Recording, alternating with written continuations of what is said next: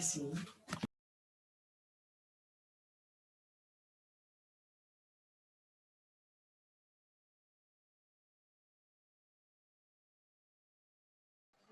Hay un conflicto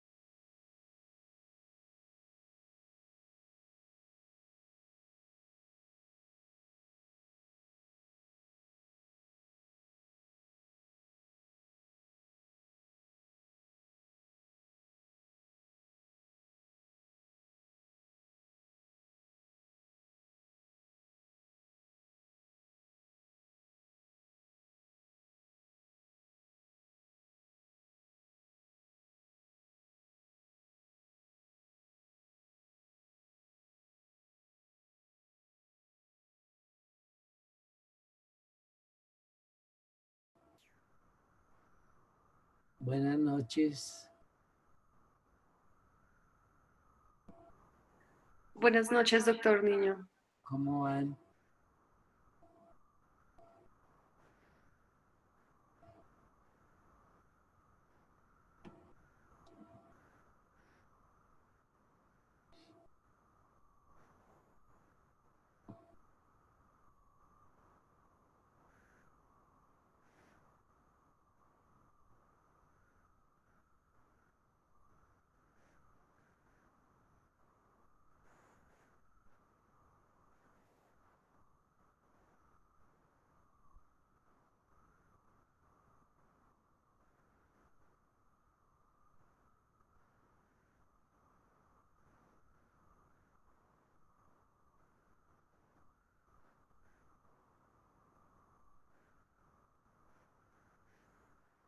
Y Pierre anima a Marie. Le comenta los asuntos de Becquerel. Le comenta que se ha descubierto esta extraña cosa llamada radioactividad natural.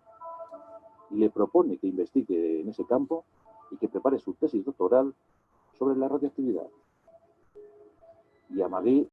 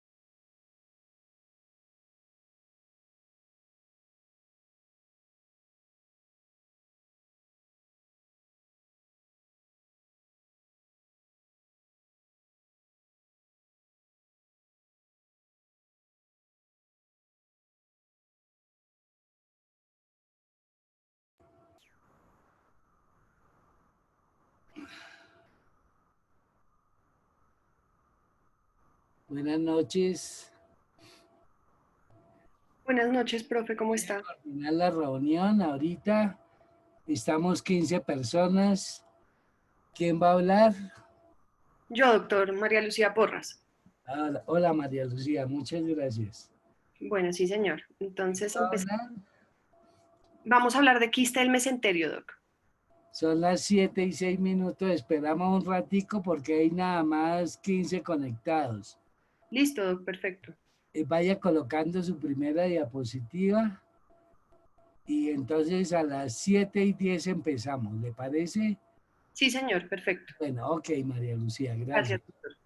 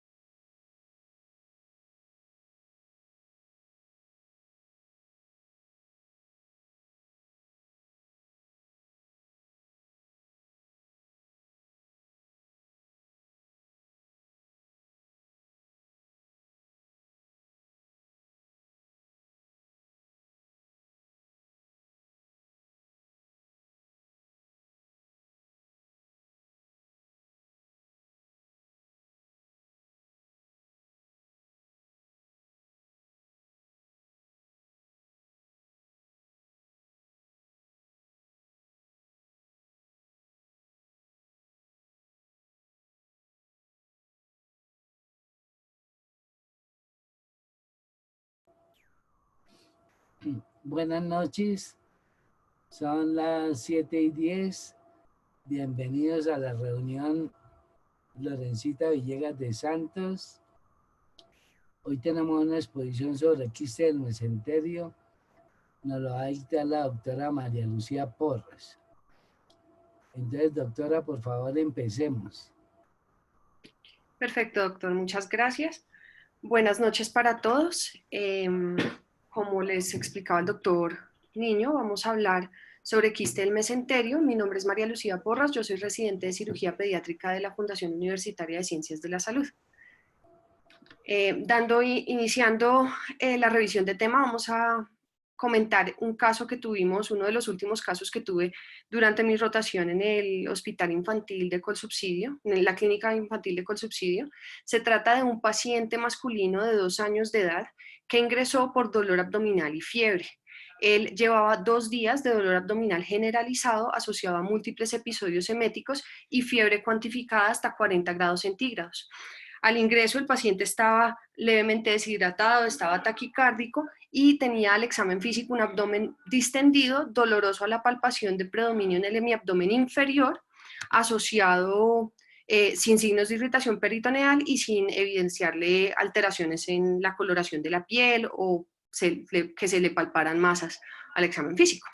Este paciente se le tomaron unos exámenes de ingreso, dentro de los cuales incluyeron un hemograma, el cual mostraba una leucocitosis mínima con 12.230 leucos y 72% de neutrófilos, una hemoglobina en 13.5 y unas plaquetas en 360, asociado adicionalmente a una PCR en 13.4. También en los primeros exámenes que se le realizó fue una ecografía de abdomen total. Esta es la imagen de dicha ecografía, en la cual identifican una gran masa multiquística que ocupa el hipogastrio y se extiende hasta el epigastrio y que mide 21 por 5.5 por 16 centímetros. La lesión, ellos describen que tiene unos contornos lobulados que aparte evidencian tabiques finos y gruesos en su interior, y el contenido como tal de los quistes era anecoico. Aparte, esta masa quística que describían desplazaba las asas intestinales y no encontraban que hubiera colecciones de líquido adicional o líquido libre en la cavidad. Entonces, como conclusión, ellos describen una gran masa multiquística localizada intraperitoneal asociada a presencia de tabiques, que podría ser sugestivo de un gran linfangioma o un quiste del mesenterio.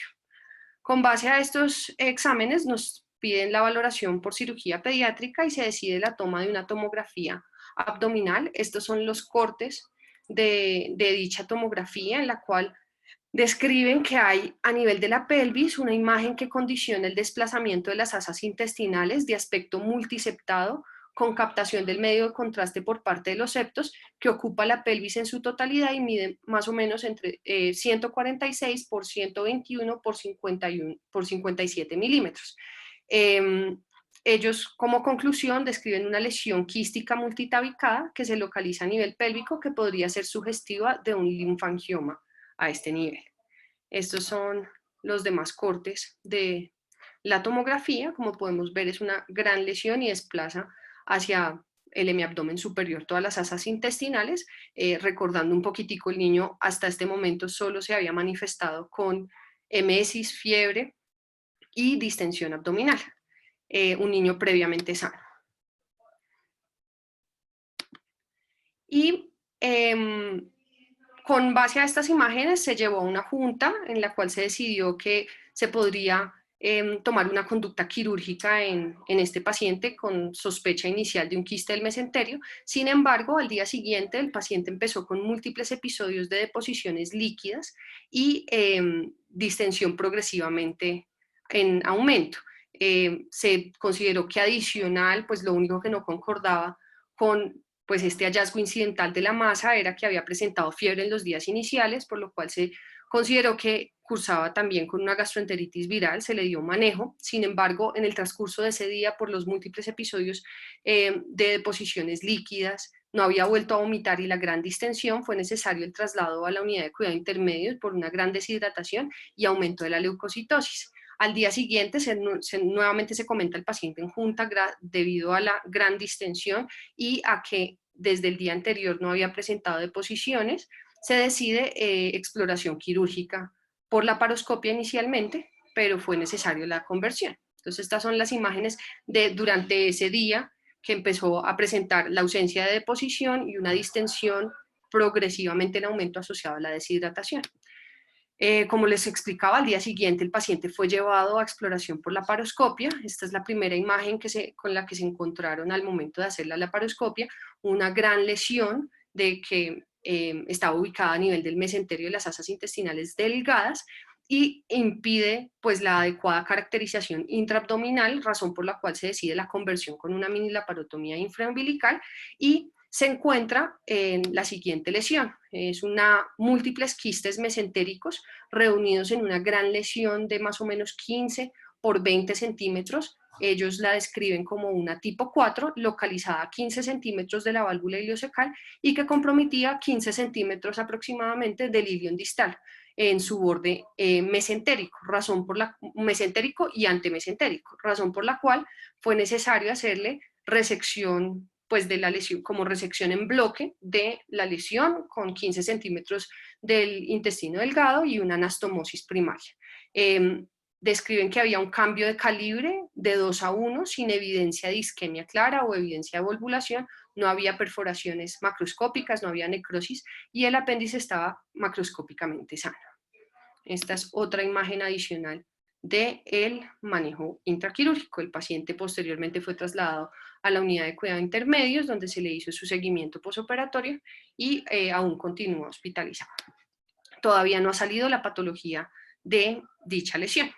Entonces, empezando con nuestra revisión de tema, un quiste mesentérico se define como cualquier estructura quística ubicada a nivel del mesenterio. Esto puede ser a partir del mesenterio desde el duodeno hasta el recto y puede o no extenderse hacia el retroperitoneo. En la epidemiología o en la incidencia general se encuentra que esto puede aparecer en 1 de cada 150.000 pacientes en hospitales generales. Es más frecuentemente observado en adultos, sin embargo también hay una gran incidencia en la edad pediátrica y en los hospitales pediátricos más o menos se describe de 1 en cada 20.000 pacientes. En los adultos es más frecuente que estas lesiones se den en el género masculino, en el género femenino, sin embargo en la edad pediátrica, de menores a 18 años, se ha demostrado que más o menos el 60% van a ser de género masculino.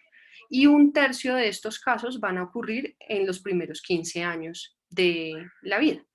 En cuanto a como su distribución en general del mesenterio, puede estar el 60% localizado a nivel del mesenterio del intestino delgado, el 24% en el mesenterio del intestino grueso y el 14.5% a nivel del retroperitoneo. O sea, en las diferentes series de casos dicen que en los pacientes que son menores a 2 años de edad, el 90% de estas lesiones pueden ser sintomáticas, lo cual concuerda con el paciente que presentamos anteriormente.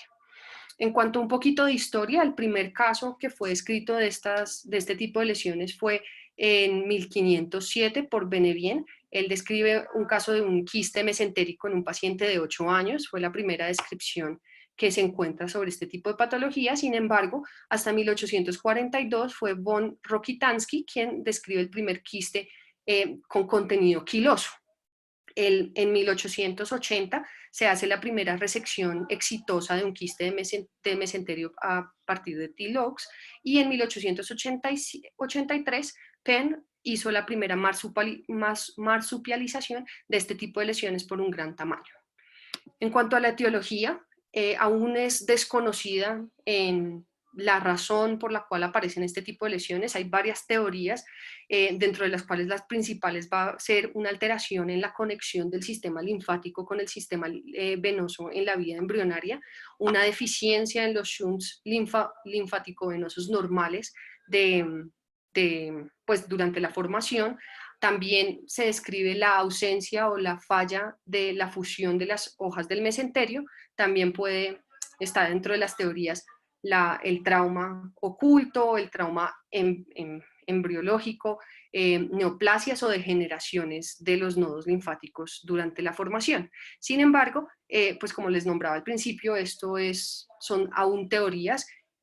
También se había llegado a teorizar una teoría obstructiva en el que hubiera una obstrucción posterior del sistema linfático. Sin embargo, en las pruebas que han hecho en animales se ha demostrado que obstruir un vaso linfático no necesariamente va a condicionar la aparición de un quiste secundario.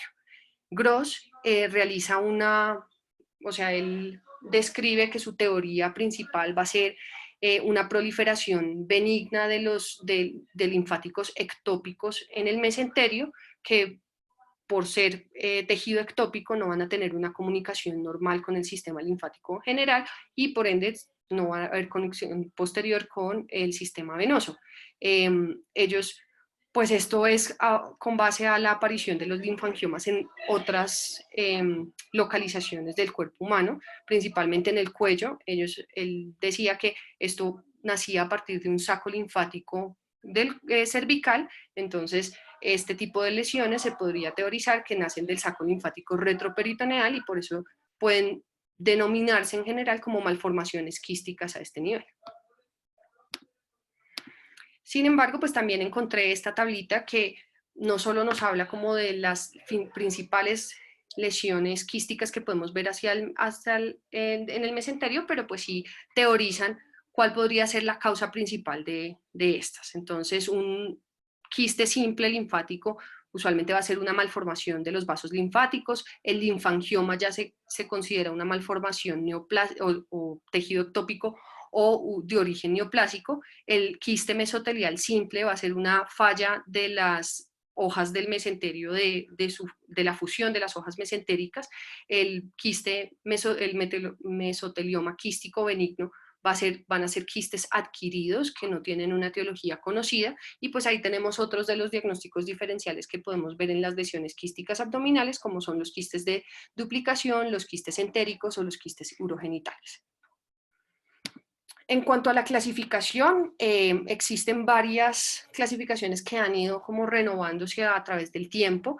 La principal pues va a ser a través de pues, el origen de dichos quistes, dentro de los cuales los principales que se van a nombrar va a ser de origen linfático, como les había nombrado, los quistes de origen mesotelial, como el quiste mesotelial simple, los quistes entéricos, como los de duplicación, los quistes del seno o de origen urogenital, y algunas otras lesiones como son los teratomas quísticos que pueden, o por su localización, podrían llegar imagenológicamente a confundirse con un quiste del mesenterio.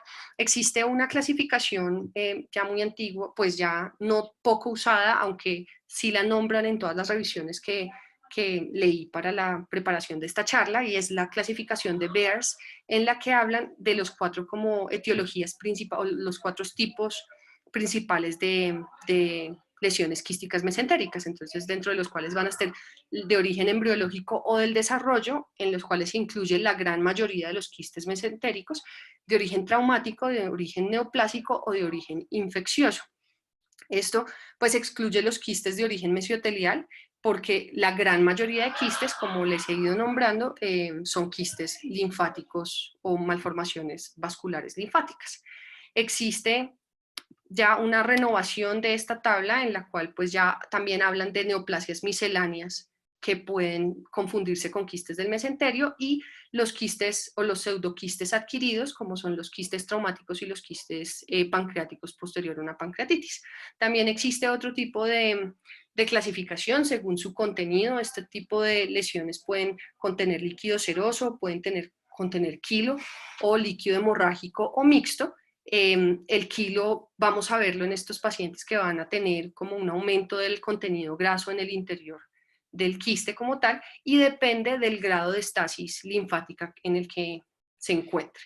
También está la clasificación histológica, que vamos a nombrar un poquito más adelante, y dependiendo de la localización, que como les nombraba anteriormente, va desde el duodeno hasta el recto, siendo más frecuentemente ubicado en el mesenterio del intestino delgado. Entonces, como les nombré, la clasificación histológica, entonces vamos a tener como 2 grandes orígenes. Está los quistes mesoteliales y los quistes linfáticos.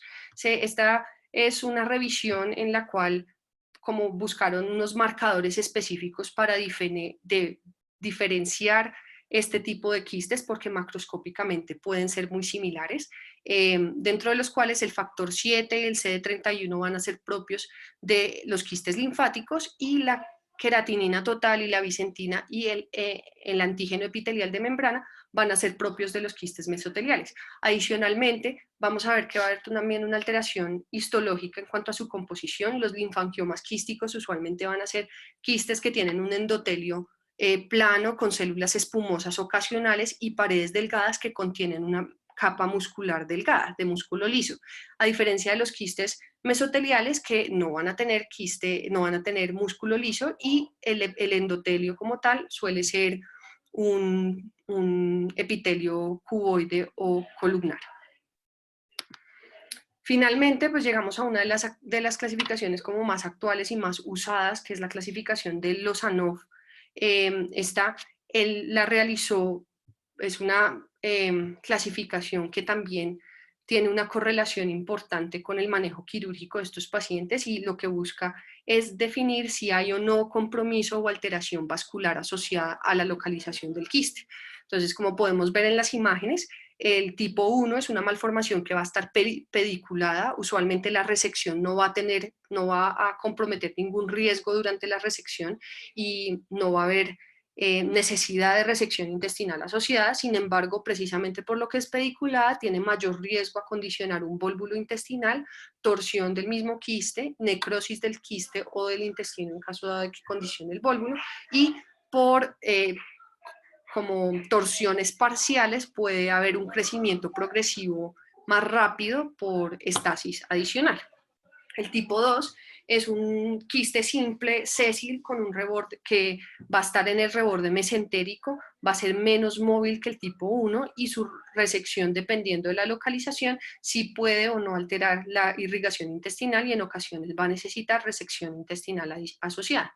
El tipo 3 es aquel que va a tener una extensión hacia el retroperitoneo y se describe que tiene un compromiso importante sobre estructuras retroperitoneales, especialmente vasculares, razón por la cual estos pacientes usualmente requieren una resección parcial de dicha lesión y también puede haber necesidad de resección intestinal secundaria. Y la tipo 4 usualmente son pues los más severos, como lo que tuvimos en nuestro paciente. Es un quiste multicéntrico que va a tener también compromiso tanto intraabdominal como retroperitoneal y pues va a tener un compromiso muchísimo más extenso secundario. En cuanto a las manifestaciones clínicas, hasta un 60% van a ser asintomáticos completamente. Sin embargo, en la edad pediátrica suelen haber episodios de obstrucción intestinal parcial autolimitada como recurrentes, y hasta en un 40% se puede encontrar como hallazgo incidental sobre otro tipo de patologías.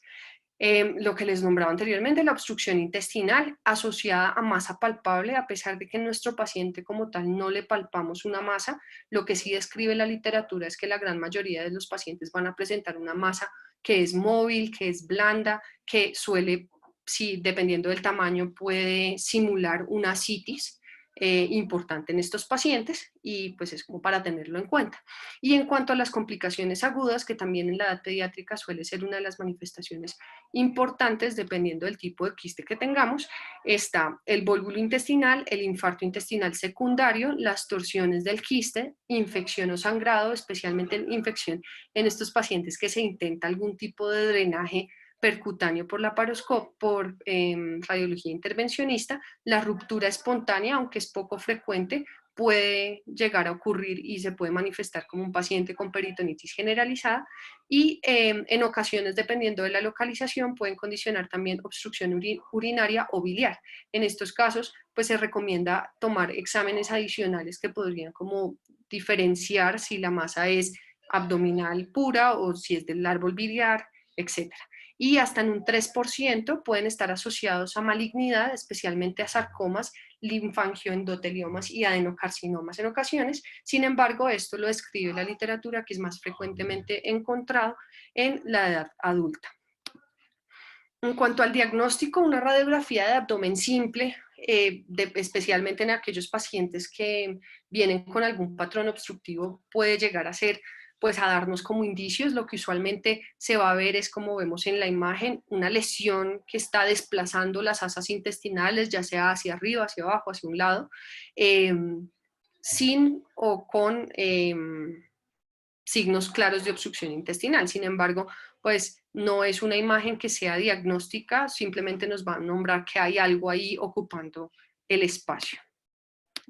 La ecografía abdominal suele ser un excelente estudio para estos pacientes, especialmente en la edad pediátrica, ya que estamos evitando una irradiación en estos pacientes y nos puede dar indicios sobre una lesión quística que suele estar bien delimitada, con paredes delgadas, pero pues no nos va a dar una localización clara, especialmente teniendo en cuenta que pues en la edad pediátrica, especialmente en el género femenino, podemos ver que hay teratomas quísticos que podrían llegar a confundirse dependiendo de su localización. Si estos quistes han presentado algún tipo de sangrado, si el contenido es más quiloso que seroso, van a haber ecos móviles en el interior de estas lesiones. Sin embargo, lo más frecuente es que su contenido sea seroso, entonces van a ser simplemente colecciones de líquido claro. Y la tomografía, pues es un buen examen que nos va a permitir, pues es un examen rápido y reproducible. En algunos de los estudios que revisé hablaban que esto iba a ser, que este podría ser el gold estándar. Sin embargo, también existen otros que debaten en el uso de la tomografía versus la resonancia, especialmente que en la edad pediátrica, pues la tomografía ya sabemos que sí irradia a diferencia de la resonancia. Lo que pasa es que dependiendo del sitio en el que nos encontremos, la resonancia puede ser de menor acceso a una tomografía. Sin embargo, encontré esta revisión sobre masas mesentéricas y su como abordaje inicial dependiendo de lo que encontremos en la resonancia magnética nuclear, teniendo en cuenta que existen muchos diagnósticos diferenciales. Obviamente, pues se trata de una lesión quística que pues en la gran mayoría de casos van a ser lesiones benignas. Sin embargo, pues sí debemos tenerlo en cuenta al momento de encontrarnos con este tipo de pacientes para hacer un abordaje inicial adecuado y pues brindarle el manejo que necesita. En cuanto a la resonancia como tal, nos va a permitir una mejor visualización de los tejidos blandos y evitando la radiación. Entonces esto nos va a permitir definir si el contenido es puro quístico o si va a tener también algún contenido sólido adicional, como lo podemos ver, digamos, en las lesiones, en los teratomas quísticos. Las lesiones sólidas suelen ser neoplásicas, entonces como para tenerlo en cuenta. Entonces, este abordaje inicial es definir si hay o no quistes, si es una lesión quística o sólida principalmente, si de esos quistes es multiloculada. Si es multiloculada, lo más frecuente es que sea una malformación vascular linfática, y si es uniloculada, podemos ver, dependiendo de la localización, si son quistes de duplicación, si son pseudoquistes o mesoteliomas quísticos. Y ya, pues las lesiones sólidas, que no es lo que nos compete el día de hoy, pero sí para tenerlo en cuenta cuando se evidencie estas lesiones en una resonancia. En cuanto a los diagnósticos diferenciales, entonces volvemos pues a la tabla anterior, nos va a definir si es quístico completamente la lesión. Podemos tener quistes de duplicaciones que también son frecuentes en la edad pediátrica, dependiendo de la localización, si es de género femenino principalmente, y las localizaciones pélvicas pueden ser quistes ováricos simples o teratomas asociados. El quiste del colédoco, aunque no es la etiología más frecuente, también puede confundirse con un quiste mesentérico dependiendo de su tamaño y su localización. Y algunos otros quistes como los pancreáticos, los esplénicos y los renales.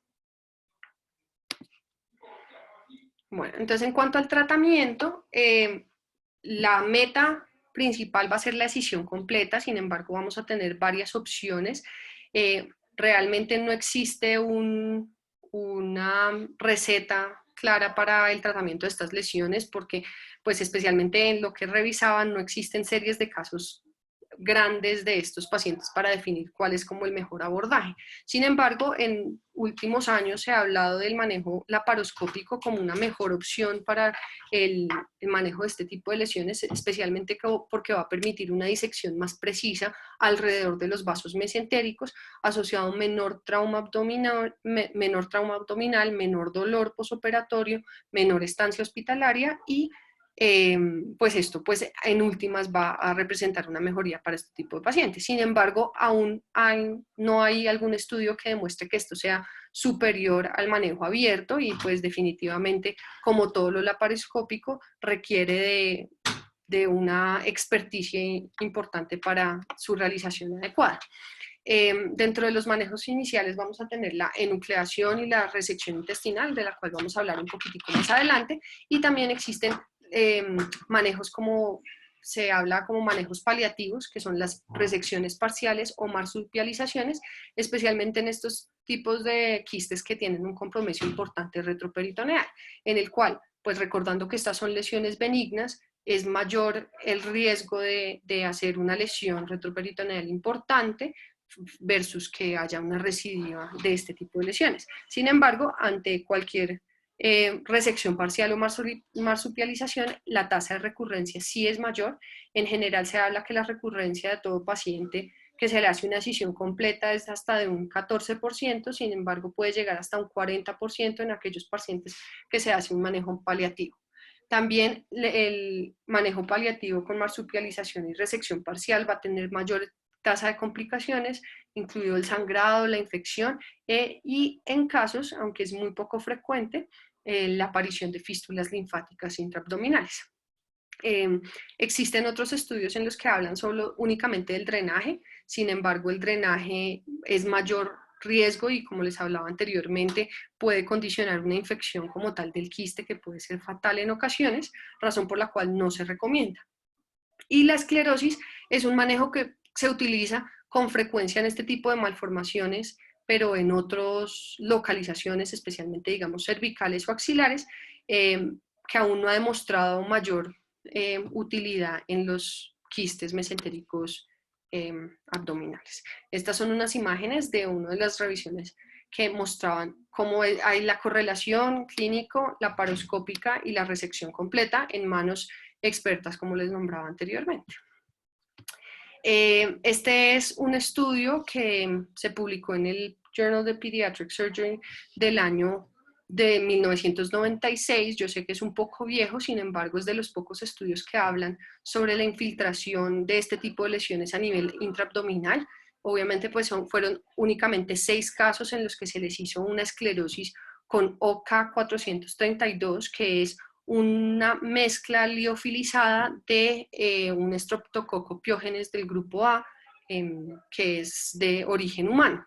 Entonces, esta mezcla va a condicionar una respuesta inflamatoria local al interior del quiste, con una infiltración importante de natural killers y de células TCD3, asociado a activación del factor de necrosis tumoral citotóxico y la interleuquina 6, lo cual, como en últimas, va a condicionar que haya una esclerosis progresiva, aumento del drenaje linfático hacia el exterior por como apertura de vasos sanguíneos y, por ende, disminución progresivamente del tamaño de la lesión. Como les nombraba, pues esto es un estudio bastante viejo, pero dentro de la tabla de los pacientes que fueron manejados con este tipo de esclerosis, 2 de ellos tenían lesiones quísticas intraabdominales y tuvieron una remisión total con una única dosis de esta sustancia. También se ha hablado sobre la esclerosis con alcohol, con dextrosa, con bleomicina, con proteína de maíz y sellantes de fibrina, pero aún no han demostrado utilidad, especialmente porque no son frecuentemente utilizados en lesiones intraabdominales. Sí hay varios estudios que hablan de este tipo de esclerosis en lesiones cervicales, pero no encontré ninguno que hablara específicamente de la esclerosis en el manejo de quistes mesentéricos intraabdominales, razón por la cual aún es como hay mucho por estudiar por este lado. Y también lo que encontraba era que este tipo de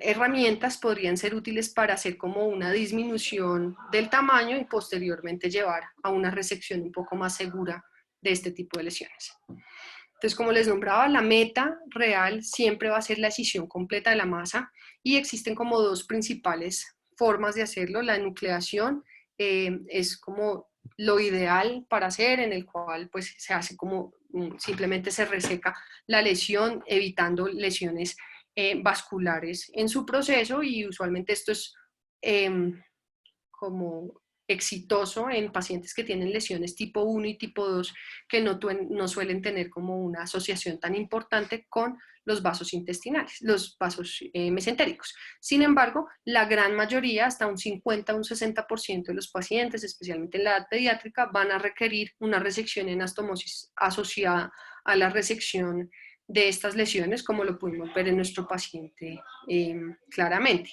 Si no es posible, pues entonces tenemos las otras opciones que ya habíamos nombrado, y encontré también el uso en algunas ocasiones de glucosa al 10% cuando se hace como la marsupialización, o como mezclar la marsupialización con una esclerosis del techo que queda, para evitar la recurrencia. Sin embargo, aún no hay estudios que demuestren esta eficacia. Este es uno de los pocos como reportes o series de casos que ya muestran mayor cantidad de pacientes. Como pudimos ver desde el comienzo, esta es una entidad poco frecuente, razón por la cual no existen pues series de casos bastante extensas o ya abordajes establecidos para el manejo de estos pacientes. Sin embargo, este es un artículo que se publicó el año pasado, en el cual describen el manejo quirúrgico de estos pacientes entre agosto del 2013 y agosto del 2016. En total se trataron 13 pacientes, de los cuales la gran mayoría pues tenían una edad menor a 6 años en su totalidad, y el hallazgo principal del examen físico, como ya lo hemos nombrado también, era las masas abdominales, una masa abdominal palpable. El sirvió como abordaje inicial para la totalidad de los pacientes, y en 9 pacientes fue necesario asociado a una tomografía para mayor claridad de la localización de la lesión. La presentación aguda únicamente se ocurrió en 2 pacientes y fue ya una manifestación crónica con obstrucción intestinal parcial recurrente en 11 de los 13 pacientes, razón por la cual solo 2 requirieron manejo quirúrgico urgente y los demás fueron manejos selectivos, que pues también habla de los desenlaces que ellos demostraron. El tamaño en general pues fue muy variado. En menores a 10 centímetros tuvieron 3 casos, entre 10 y 15 centímetros 6, y más de 15 centímetros 4 casos. Y como también les había nombrado anteriormente, es más frecuentemente su localización en el intestino delgado, en razón por la cual pues ellos tenían, de sus 7 fueron a nivel yeyunal, 4 a nivel ileal o mixto, y mesocolon únicamente 2. La gran mayoría de los pacientes fueron llevados a decisión asociado a resección de anastomosis, con una anastomosis primaria que ocurrió sin complicaciones, y en el posoperatorio les fue muy bien, y únicamente 2 pacientes fue posible la enucleación únicamente de estas lesiones.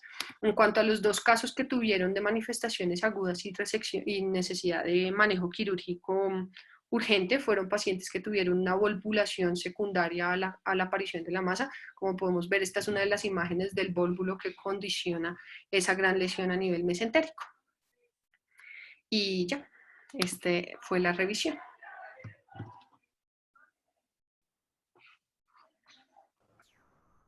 Muchísimas gracias, María Lucía. Muchas gracias, María Lucía. Hola, profe, qué pena haber llegado tarde. Espere, yo creí que usted estaba viendo el partido. No. Se me cruzó un compromiso. Pero no, partido no. Listo, hágale, Andrés, hágale. No, profe, no, sino quería disculparme públicamente con ella porque se me cogió el tarde para empezar la charla. Pero no, hágale, profe, hágale. No, eso estuvo muy bien la exposición. Yo pensé que era un quiste del aumento, porque la verdad es que yo he visto quistes mesentéricos y nunca son tan grandes, son multiloculados. Entonces, en este caso pensé que era un quiste mesentérico. No ha salido la patología, me gustaría ver si el niño tenía infección, porque este bebé tenía fiebre y un poquito de leucocitosis. Entonces está pendiente la patología. ¿Cuál es el problema con los quistes mesentéricos? El que se va a retroperitoneo. Uno no sabe qué hacer. Uno los diseca, pero entonces ahí aparece la cava y aparece la aorta y aparecen los riñones, y de verdad que le da a uno miedo que esté haciendo más mal que bien. Entonces uno comienza a resecarlos, termina marsupializando y no sabe qué hacer con esas sustancias esclerosantes con abdomen abierto o con la paroscopia. Si uno les echa ahí, por ejemplo, destrozal 10 o destrozal 50, o les echa isodine, o les echa la dicloxacilina. nosotros en el país no tenemos el OK 432, pero yo sé que en México lo tienen. Entonces me gustaría oír al doctor William Murcia en qué va eso, porque ya sí lo tienen disponible. Entonces, esos serían mis comentarios. Sí, hola, buenas noches. Gracias, Chucho. Gracias, María Lucía. Pues la revisión muy buena porque normalmente yo creo que esto es algo que nosotros operamos mucho, pero uno como que es como la mayoría de las veces tan fácil de operar que no le ve uno mayor ciencia de esas cosas que uno casi no lee, pero el enfoque sí me gustó mucho porque definitivamente pues hay que tomar en cuenta que algunos de estos pues hacen parte del espectro de las malformaciones vasculares de orden linfático, la mayoría. Pues la mayoría no van así hacia retroperitoneo, pero una que otra sí. Y pues en esos escenarios es en los que especialmente uno se vería como tentado a utilizarlas. Yo en lo personal nunca los he usado, nunca las he usado. Alguna vez me tocó operar uno que se iba allá como al retroperitoneo y lo que hice fue que lo desteché y lo resequé lo que pude y siempre con el temor de que quizás iban a hacer una citis quilosa o algo así, pero finalmente no, o sea, le fue bien. En cuanto al OK 432, pues en México sí se consigue, pero tampoco es tan fácil de conseguir. Realmente eso allá lo hacen porque lo dona directamente la embajada del Japón y se lo dona a unas personas que ellos tienen como autorizadas para que las puedan aplicar y son bien poquitos, entonces no es que se consiga así tan fácil, solo algunos cirujanos pediatras, algunos intervencionistas tienen acceso al OK 432. Ahora, en cuanto de lo que uno sabe de de estos manejos esclerosantes, pues sin duda tiene un muy buen espectro el OK, pero el otro que tiene buen espectro es la bleomicina, que por algún tiempo le tuvimos miedo. No sé si recuerda, Chucho, que en la Misericordia usábamos mucho bleomicina y de un momento a otro dejamos de usarla porque salió el cuento de que del riesgo potencial de la fibrosis pulmonar, pero respecto a eso ya han habido estudios en los últimos años en los que ya se estandarizó cuál es la dosis segura y realmente la posibilidad de que ocurra fibrosis pulmonar con esas dosis que se usan es mínima. Y la bleomicina pues tiene un espectro terapéutico muy interesante y es que, por ejemplo, en el caso de las malformaciones que son de quistes medios o de microquistes, la bleomicina tiene la capacidad de una diseminación transendotelial, es decir, que uno podría infiltrar incluso lejos de donde uno quiere o a unos pequeños o unos poquitos quistes o lóculos y aún así va a tener efecto en un diámetro grande porque se va a diseminar a través del endotelio. Entonces, pues la bleomicina está buena para eso. Entonces, y pues también está la oxiciclina, que también tenemos el problema en Colombia de que no la conseguimos y que finalmente tenemos que acudir a usar tetraciclina, pero no es fácil, digamos, cada vez eso es más controlado porque pues realmente hoy por hoy uno prefiere aplicar todo lo que esté autorizado por el INVIMA y esos órganos de control. Es lo que tenía para decir. Muchas gracias, William Murcia. Hay un comentario del doctor Casal, quisiera en el WhatsApp, quisiera que él lo dijera qué es lo que propone, porque me gusta. Doctor Casal. Sí, buenas noches. ¿Se escucha? Bienvenido, bienvenido. Gracias. No, el comentario que hice fue tal cual está escrito, digamos, me parece que yo he tenido la oportunidad de operar 4 o 5 y todos fueron por cirugía convencional y no hemos tenido, no tuvimos recidiva, digamos, de esta patología.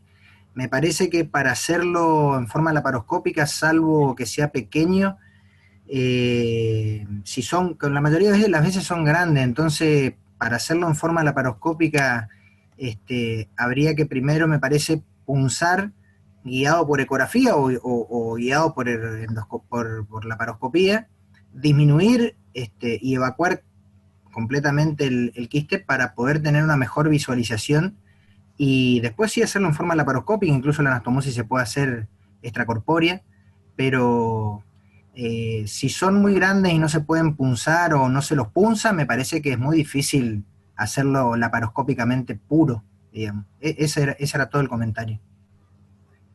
Muy bueno, me gustó, porque eso es lo que uno piensa en el caso que presentaron.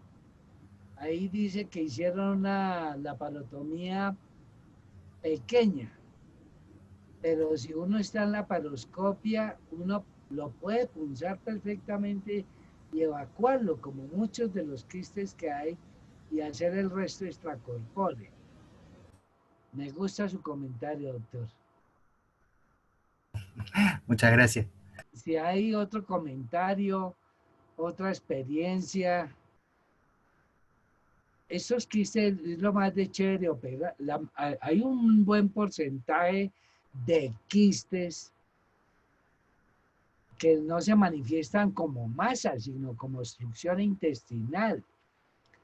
Son quistes mesentéricos que están muy pegados al intestino y lo colapsan totalmente al intestino. Y es muy fotogénico.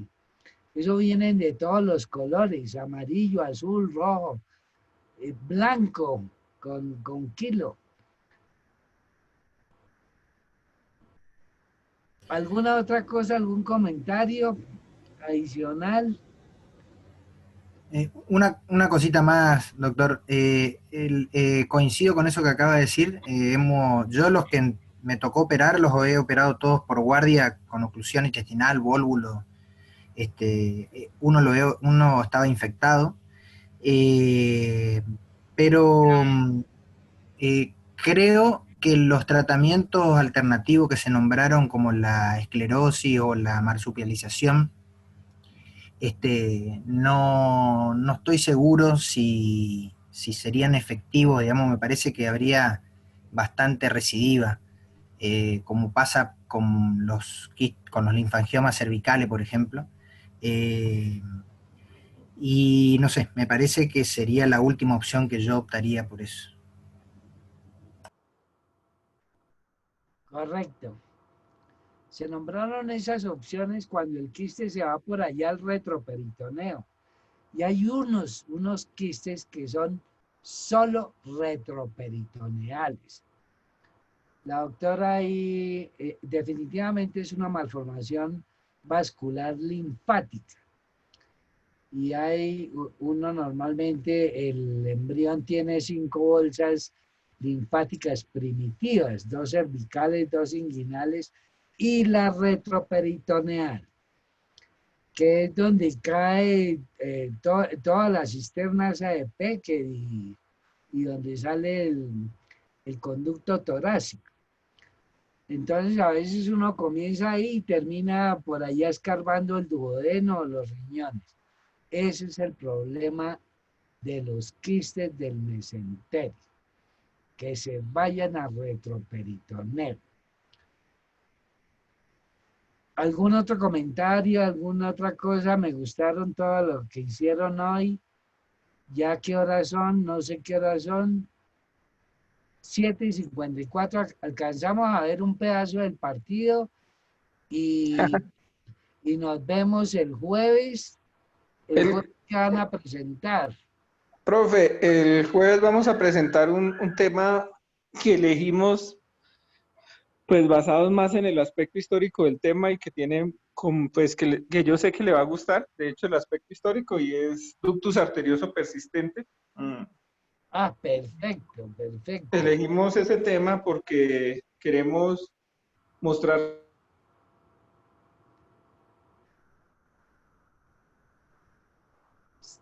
Se le fue la voz, se le fue la voz. Perfecto, Andrés Pérez. ¿Aló? ¿Sí me oye, profe? Ya, otra vez lo volvimos a oír. Estaba hablando de la historia del ductus y querían presentarlo. ¿Por qué? Pues porque consideramos que a veces es importante mostrar cómo una cierta rebeldía en el conocimiento y cómo cierto desafío a veces al estamento ayuda al crecimiento del conocimiento, como le pasó a la persona no, pues que desarrolló la cirugía del ductus arterioso persistente. Es tal vez una de las lecciones históricas pues más aleccionadoras que usted me haya enseñado, profe. Pues vamos a tratar. Listo, Andrés Pérez, más bien dígale al que va a exponer eso y yo le mando mis diapositivas. No, profe, de hecho queremos que sea algo como en complemento. Yo ya le diré. Perfecto, mejor. Jueves a las 8 y los esperamos el jueves a las 8. Esto lo vamos a desarrollar con motivo de que nos ha tocado últimamente cuidar nuevamente los posoperatorios y los intraoperatorios en algunas ocasiones de la cirugía de ductus del cirujano cardiovascular que está acá y pues uno nota cómo se va oxidando el conocimiento respecto a esto, porque pues antes lo hacíamos con mucha frecuencia y ahora pues estamos bastante alejados de esto. Listo. Entonces nos esperamos a las 8. Gracias. Muchas gracias. Bueno, Muchas bueno. gracias. Gracias, María Lucía. Nos vemos el jueves. Todo el mundo, gracias.